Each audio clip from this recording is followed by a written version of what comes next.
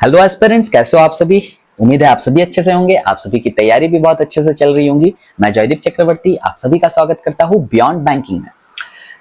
Percentage part 3 मतलब आज हम लोग परसेंटेज के कुछ इंपॉर्टेंट क्वेश्चंस करने वाले हैं।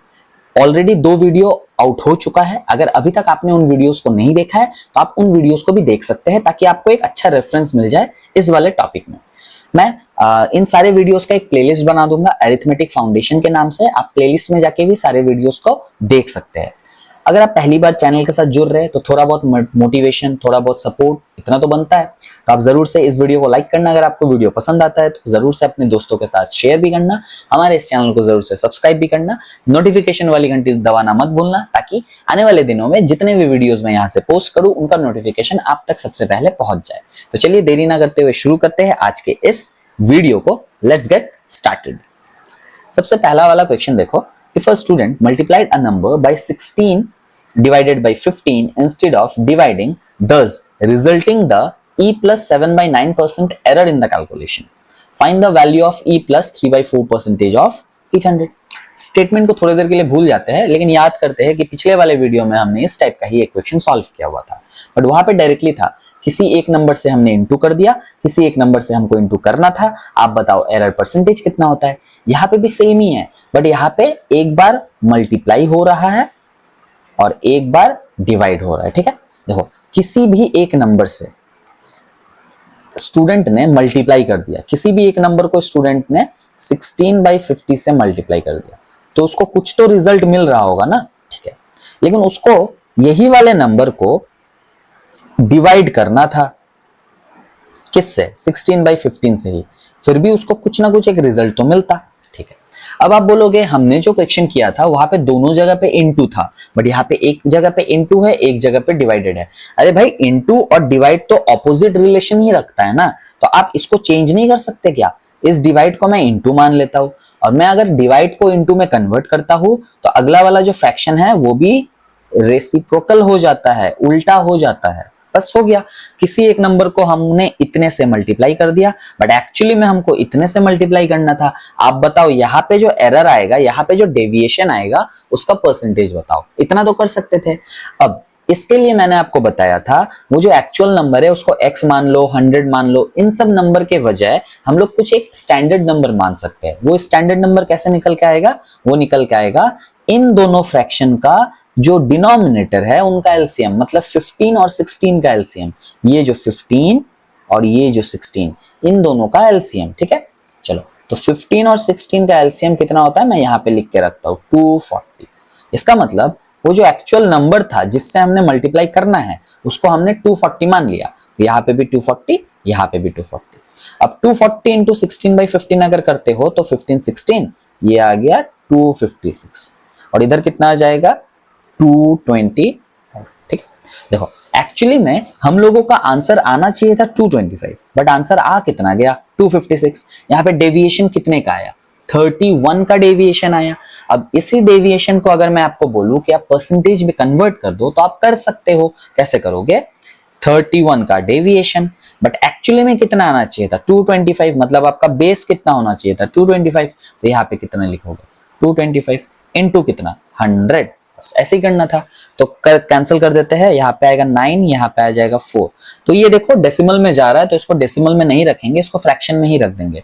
तो 31 इंटू 4 अगर करते हो तो 124 डिवाइडेड बाई 9%। ठीक, मतलब आपका जो एरर परसेंटेज है वो इतना होना चाहिए 124 बाई 9%। लेकिन आपको इन्होंने पहले से बोल के दिया कि आपका एरर परसेंटेज कितना होगा। आपका एरर परसेंटेज कितना होगा e प्लस 7 बाई 9%। ठीक है, उन्होंने बोल दिया, मतलब इसको मैं कंपेयर कर सकता हूं इसके साथ, लेकिन परसेंटेज और परसेंटेज यहां से कैंसिल कर देते हैं। 124 by 9 equals to e plus 7 by 9। तो यहां से हम लोग e का वैल्यू निकाल सकते हैं। कैसे, एक बार देखो 124 बाई 9 माइनस 7 बाई 9, ये वाला प्लस 7 बाई 9 इधर जाएगा तो माइनस हो जाएगा, इक्वल्स टू कितना, इक्वल्स टू e। तो इसको अगर सॉल्व करते हो तो देखो दोनों जगह पे डिनोमिनेटर सेम है तो सॉल्व करने का झंझट ही नहीं है। 124 माइनस 7 अगर करते हो तो कितना हो जाता है 117। तो 117 बाई 9 इक्वल्स टू e। तो 117/9 मतलब कितना, e का वैल्यू कितना निकल के आया आपके लिए, e का वैल्यू निकल के आया 13। अभी आपको चाहिए इसका value, e plus 3/4 percentage of 800, e plus 3/4 percentage of का मतलब इनटू ऑफ 100। तो e के जगह पे हम लोग क्या प्लेस कर सकते हैं, e के जगह पे हम लोग प्लेस कर सकते हैं जो रिजल्ट आया, रिजल्ट कितना आया था 13 आया था, ठीक है। एक मिनट, चलो यहाँ पे हम लोग 13 प्लेस कर सकते हैं। तो देखो 4 इंटू 13 52, 52 प्लस 3 55, 55/4 परसेंटेज। अब परसेंटेज का मतलब क्या होता है, डिवाइडेड बाई 100 होता है ना, इंटू 1/100 होता है ना, तो हम लोग 55/400 लिख सकते हैं, 4 इंटू 100 इंटू कितना 800, 0 0 गया, 0 0 गया, 4 से ये गया तो 2, 2 इंटू 55 करने से हो जाता है 110। तो 110 will be the result of this problem, ठीक है। इसी तरीके से करना था इसको। स्टैंडर्ड क्वेश्चन उसी को थोड़ा मॉडिफाई करके अच्छे लेवल का क्वेश्चन वो बना सकता है, इसको भी और थोड़ा मॉडिफाई करके और अच्छे लेवल का क्वेश्चन बना सकता है। बट आपको जो पता होना चाहिए था वो पता होना चाहिए था बेसिक, कि किस तरीके से टैकल करते हैं, उसके बाद तो आप किसी भी क्वेश्चन को टैकल कर पाओगे।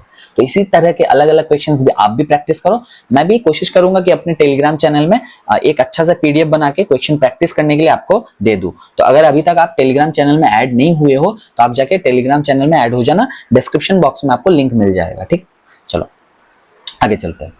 X and Y are alloys of silver and platinum. X contain 24% silver while Y has 28% platinum. In what ratio X and Y should be mixed to produce an alloy with 56% silver? देखो सबसे पहले तो question ये कर रहे हैं, but इसी type के क्वेश्चंस क्यों कर रहे हैं। आज वाले वीडियो में जितने भी क्वेश्चंस मैं ले रहा हूं ना, ये पिछले साल एसबीआई पीओ या फिर एसबीआई क्लर्क में पूछा जा चुका है, पिछले साल या फिर उससे पिछले साल, मतलब जनरली पूछा जाता है बैंकिंग एग्जाम्स में इस टाइप के क्वेश्चंस, ठीक है। तो इनका एक रेफरेंस या फिर आप कह सकते हैं इनका एक अच्छा सिग्निफिकेंस है, तो इस टाइप के क्वेश्चंस को प्रैक्टिस करना बहुत जरूरी है। चलो इसको सॉल्व करते हैं। एक्स एंड वाई ये दो टाइप के अलॉयज है, इन दोनों में दो टाइप के मेटल्स लगते हैं, एक है सिल्वर और दूसरा है प्लैटिनम, ठीक है। चलो इतना तो पता है, इतना बोल रहा है। X जो है वो कंटेन करता है 24% सिल्वर, 24% सिल्वर।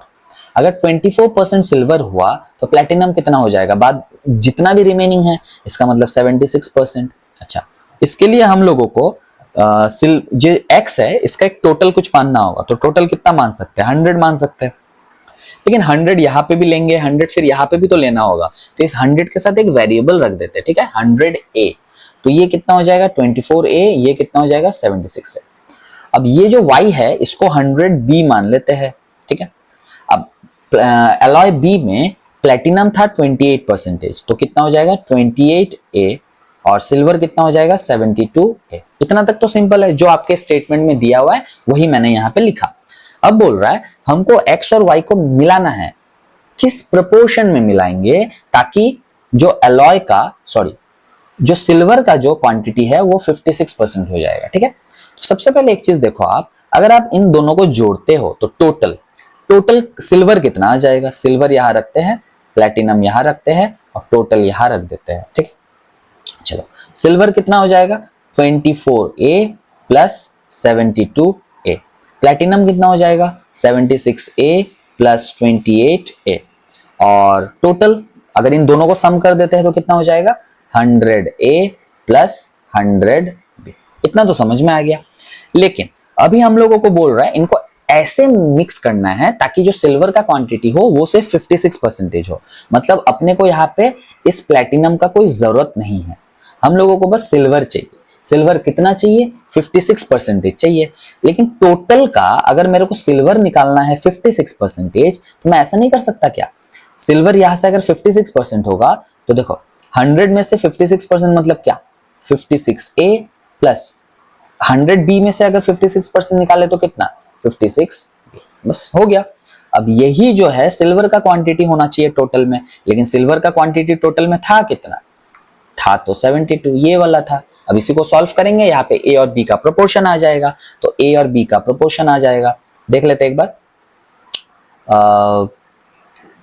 24A और 56A अगर इनको सॉल्व करते हो यहाँ पे 32A इक्वल्स टू 56 और 72 मतलब 16 का b। अच्छा यहाँ पे a हो रहा है, यहाँ पे a हो रहा है। अच्छा सॉरी एक चीज यहाँ पे गलत हुआ, आप इसको एडजस्ट कर देना, ठीक है। यहाँ पे मैंने a ही लिख लिया 2 बार, ये b होना चाहिए, ये भी b होना चाहिए, ठीक है।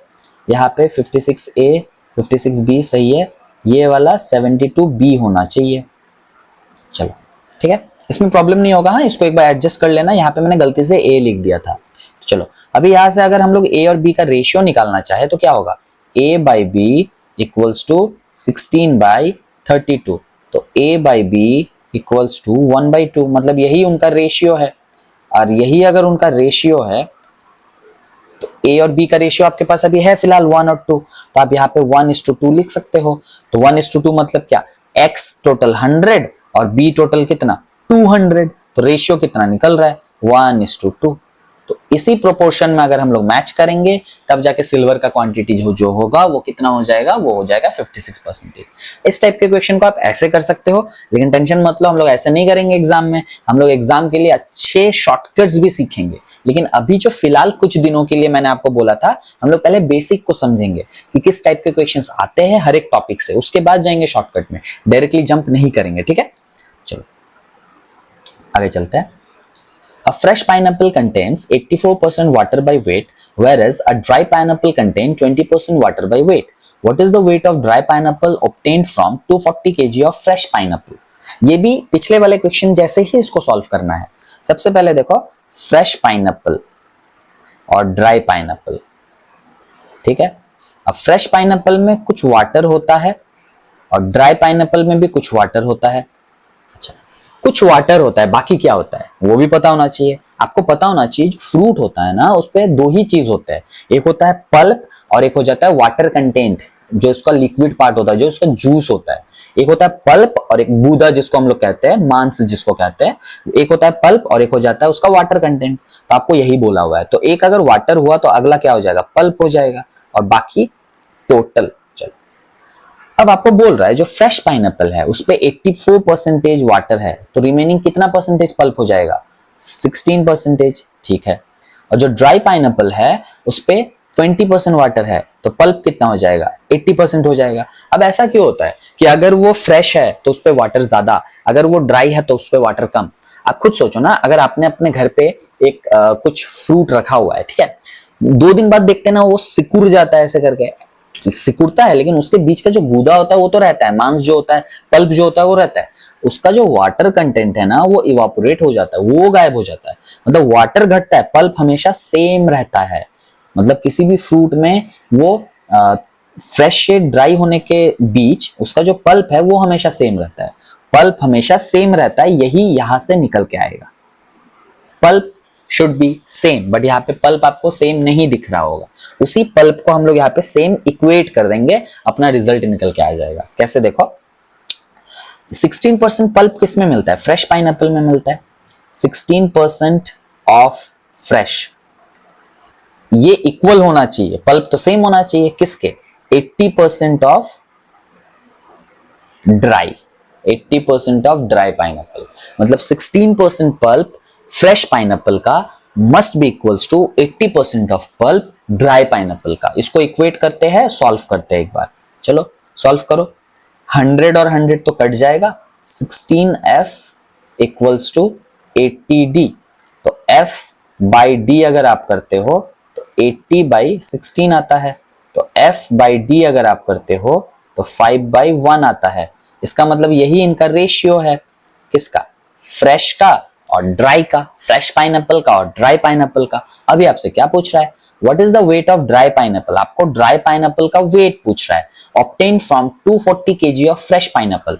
अगर 240 kg ऑफ फ्रेश पाइनएप्पल है तो उससे हम कितना ड्राई पाइनएप्पल निकाल सकते हैं, ठीक है। तो देखो फ्रेश पाइनएप्पल कितना है, 5 यूनिट्स, 5 यूनिट्स का वैल्यू कितना, 240 kg।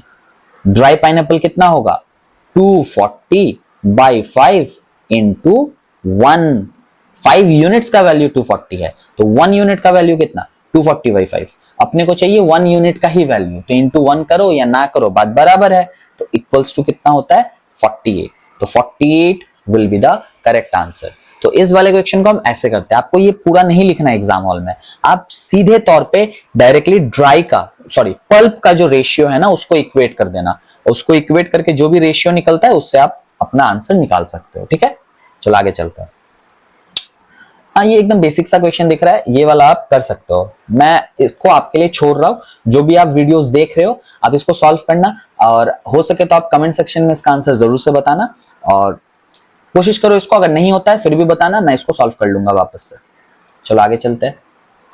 Price of A movie ticket in gold digital is decreased bye 4%, but total revenue collection is increased by 60%। चलो देख लेते हैं।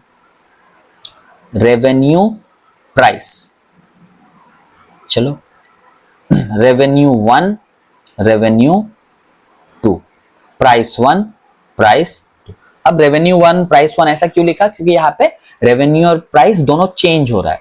सबसे पहले जो प्राइस है वो चेंज हो रहा है, डिक्रीज बाय 4%। इसका मतलब अगर प्राइस पहले 100 था तो अभी कितना हो जाएगा, 96 हो जाएगा। तो इसका रेशियो कितना बनता है, 25:24। तो प्राइस 1 कितना होगा, 25 यूनिट्स, प्राइस 2 कितना होगा, 24 यूनिट्स। उसी तरीके से जो रेवेन्यू का कलेक्शन है वो इंक्रीज करता है, कितना, 60% से। मतलब अगर पहले 100 था अभी कितना हो जाएगा, 160। तो पहले अगर 5 यूनिट्स था तो अभी कितना हो जाएगा, 8 यूनिट्स। ये सब कंपैरिजन तो हम पहले कर चुके हैं, तो इन सब में आपको प्रॉब्लम नहीं होना चाहिए। मैं यहाँ पे दिखा रहा हूँ क्योंकि जो नए हो, और नए हो तो आप इस पहले वाला वीडियो को भी देखना, वहां पे हमने यही किया हुआ था, percentage to fraction, fraction to percentage. ठीक है, तो आपको आसानी होगा फिर। रेवेन्यू 5 यूनिट्स और यहाँ पे 8 यूनिट्स। ठीक है, चलो अब इसके चलते क्या हो रहा है, ठीक है ऐसा हो रहा है। उसके बाद बोल रहा है यहाँ पे, if sitting capacity was x + 125 and 200 seats were increased, मतलब पहले x + 125 सीट्स था और अभी 200 सीट इंक्रीज कर रहे हैं, तो आपको बताना है इसका वैल्यू। ठीक, चलो अब रेवेन्यू आपको पता है, प्राइस आपको पता है, तो रेवेन्यू मतलब क्या, टोटल अर्निंग, टोटल इनकम जो हो रहा है, और प्राइस मतलब क्या, एक सीट का प्राइस। तो टोटल डिवाइडेड बाय 1 सीट अगर कर देते हो तब जाके क्या निकल के आ जाएगा, नंबर ऑफ सीट्स निकल के आ जाएगा ना। Total earning divided by price of 1 seat, तो आप नंबर ऑफ सीट निकाल सकते हो। तो यहाँ पे मेरे को वही तो चाहिए ना, नंबर ऑफ सीट मतलब सीटिंग कैपेसिटी। तो देखो रेवेन्यू डिवाइडेड बाय प्राइस अगर करते हो तो यहाँ पे होता है 5/25 रेशियो 8/24, तो ये बनता है 1/5 रेशियो 1/3। अब इसको सॉल्व कर लेते हैं एक बार। तो ये 3 इधर चला जाएगा, ये 5 इधर चला जाएगा, तो 3:5। तो ये बन गया जो सिटिंग कैपेसिटी है उसका रेशियो। रेवेन्यू और प्राइस के इंक्रीज या डिक्रीज होने के चलते अपना जो सिटिंग कैपेसिटी है उसमें भी चेंजेस हो रहा है। पहले 3 यूनिट था अभी 5 यूनिट हो गया, पहले 3 यूनिट था अभी 5 यूनिट हो गया। लेकिन यहां पे आपको बोल रहा है पहले x + 5 था, अभी 200 सीट्स बढ़ चुके हैं, 200 सीट्स वेर इंक्रीज्ड। तो देखो एक्चुअली में कितना सीट इंक्रीज कर रहा है, 2 यूनिट्स, और 2 यूनिट का वैल्यू कितना बोला हुआ है आपको, 200 बोला हुआ है। तो 1 यूनिट का वैल्यू कितना, 100 हो जाएगा। तो 5 यूनिट्स का वैल्यू कितना, 500 हो जाएगा। 3 यूनिट्स का वैल्यू कितना, 300 हो जाएगा। पहले था x + 125 सीट्स, लेकिन मेरे को पता है कि टोटल कितना था, 300 सीट्स। तो x + 125 का वैल्यू कितना है, 300 है। तो x का वैल्यू कितना, 175 हो जाएगा, बस हो गया। अभी आपको बोल रहा है x% ऑफ 600, इसका मतलब 175% ऑफ 600। तो 0 0 कटा, 0 0 कटा। 175 इंटू 6 करना है, मतलब 200 इंटू 6 कर देंगे, 1200 होता है। 25 इंटू 6 150 होता है, 1200 से 150 को माइनस कर देना है, तो आंसर विल बी 1050। कैलकुलेशन को कैसे फास्ट करना है उनके लिए वीडियोस में जल्दी लाने वाला हूं, तो आप इस चैनल के साथ जुड़े हुए रहना। चलो तो आज के लिए बस इतना ही। उम्मीद है आपको इस टाइप के क्वेश्चंस करके अच्छा लगा होगा। तो इसी को बेस करते हुए बहुत सारे क्वेश्चंस का पीडीएफ मैं आपको टेलीग्राम चैनल पे दे दूंगा, आप उस पर भी ज्वाइन करना, आप उनको सॉल्व करना। जो भी डाउट होता है आप मेरे को मेल के जरिए या फिर कमेंट के जरिए बता सकते हो, मैं उसको फिर बेस करते हुए वीडियो ला दूंगा, ठीक है। तो उम्मीद है आपको आज का वीडियो अच्छा लगा है, तो जरूर से लाइक करना, शेयर करना और आने वाली वीडियोस के लिए वेट करना, नोटिफिकेशन वाली घंटी दबा के रखो, जो भी वीडियो मैं डालूंगा आप तक वो सबसे पहले पहुंच जाएगा। सब्सक्राइब भी करना चैनल को, ताकि मुझे थोड़ा मोटिवेशन मिले, मुझे थोड़ा सपोर्ट मिले और मैं अच्छे मन से बहुत सारे वीडियोस आपके लिए बना सकूं। तो चलिए मिलते हैं अगले वीडियो में, तब तक के लिए थैंक यू, कीप प्रिपेयरिंग।